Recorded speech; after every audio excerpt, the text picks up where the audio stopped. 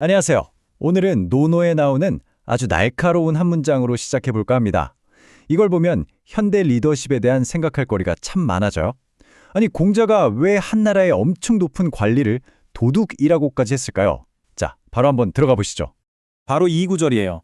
공자가 노나라의 최고위 관료, 그러니까 장관급인 장문중을 딱 짚어서 저 사람 자리 훔친 도둑이야 라고 말한 겁니다.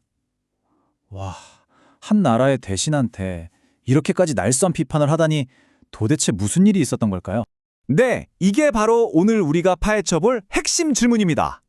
아니, 존경받는 위치에 있는 사람한테 도둑이라니? 이건 정말 보통 표현이 아니잖아요?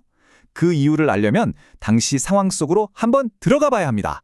자, 배경은 노나라입니다. 당시 조정이 엄청나게 혼란스러웠어요. 이 위기를 해결해야 하는 총책임자가 바로 대신 장문중이었죠. 그때 한 충신이 다가와서 조언을 합니다. 모두가 인정하는 최고의 인재, 유아해를 등용해야 한다고요. 그런데 이 말을 들은 장문중의 머릿속은 복잡해지기 시작합니다. 사실 그는 유아해가 얼마나 뛰어난지 누구보다 잘 알고 있었거든요. 바로 그 안다는 사실이 그의 마음속에 두려움의 씨앗을 심은 거죠. 만약에 유아해가 조정에 들어오면 내 자리는? 백성들의 존경이 전부 그 사람한테 쏠리면 내 권위는 그냥 무너지겠구나. 바로 이 불안감이 그의 모든 판단을 흐려버립니다.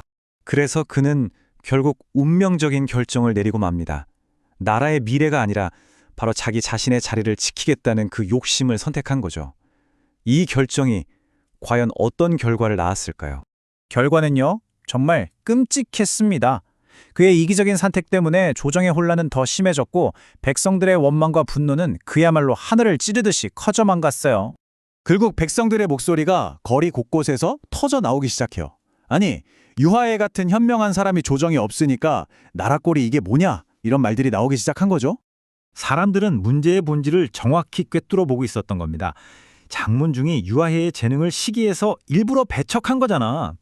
바로 이거죠. 자기보다 잘난 사람을 질투하는 리더 밑에서 나라가 어떻게 바로 서겠냐.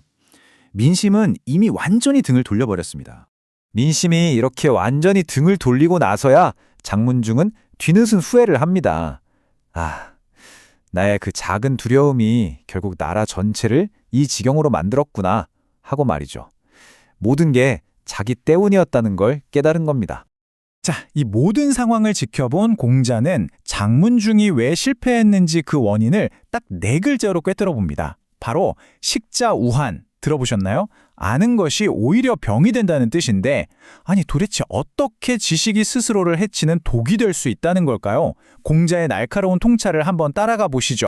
식자우한, 글자 그대로 풀면 글자를 아는 게 오히려 근심거리가 된다는 말이에요.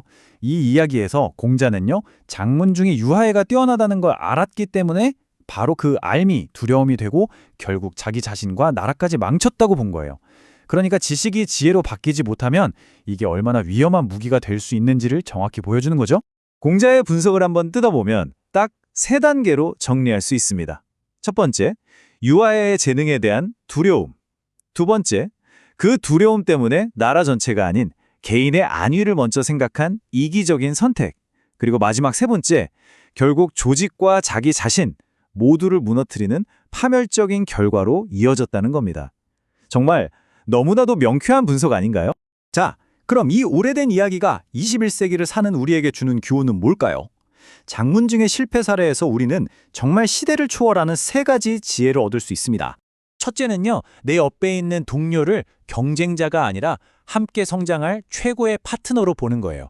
그 사람이 잘 되는 게 나한테 위협이 아니라고 생각하는 거죠. 둘째, 내 자리가 아니라 우리 팀의 목표를 먼저 생각하는 겁니다. 내 이익이 팀의 성공보다 앞설 수는 없잖아요.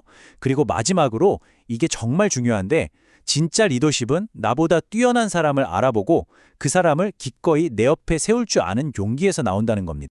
이 고대의 지혜가 얼마나 현실적인지 우리 주변에서 흔히 볼 수 있는 직장 생활에 한번 대입해 볼까요? 자, 여기 강민수 씨라는 분이 있다고 상상해 보세요. 엄청 까다로운 프로젝트를 맡았는데 혼자 힘으로는 도저히 안 될 것 같아요. 주변에서는 모두가 한 사람을 추천합니다. 실력은 최고지만 성격이 좀 까칠해서 다들 꺼리는 유하혜 씨와 손을 잡으라고요? 민수 씨는 평소에 그 사람의 직설적인 말투 때문에 좀 멀리 했거든요. 어때요? 딱 장문준과 똑같은 딜레마에 빠진 거죠. 하지만 강민수 씨는 장문준과는 다른 선택을 합니다. 용기를 내서 유하혜 씨에게 먼저 협력을 제안하죠. 그 결과가 어땠을까요? 와, 정말 놀랍게도요. 민수 씨의 꼼꼼한 기획력과 유하혜 씨의 날카로운 분석력이 만나니까 혼자서는 상상도 못할 시너지가 폭발하는 겁니다. 두려움을 한 발짝 넘어서니까 완전히 새로운 세상이 열린 거죠. 이 이야기는 결국 우리 모두에게 하나의 선택지를 던져줍니다. 여러분은 주변에 뛰어난 동료를 볼 때 내 자리를 위협하는 경쟁자로 보시겠어요? 아니면 나와 우리 팀을 함께 성장시켜줄 파트너로 보시겠어요? 결국 장문중이 될 것이냐, 강민수 씨가 될 것이냐의 문제죠. 결국 진짜 성공은요, 다른 사람의 능력을 두려워하는 데 있는 게 아닙니다. 오히려 그 재능을 인정하고 기꺼이 함께하려는 그 용기 속에 훨씬 더 큰 성공으로 가는 길이 열리는 거죠. 이게 바로 식자우환이라는 저주를 넘어서 알물, 지혜로 바꾸는 비결 아닐까요?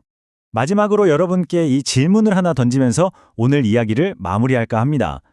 만약 여러분의 삶에서 또 다른 유아해를 만난다면 여러분은 두려움 때문에 벽을 쌓으시겠습니까? 아니면 함께 성공으로 나아갈 다리를 놓으시겠습니까? 그 선택은 바로 여러분의 몫입니다.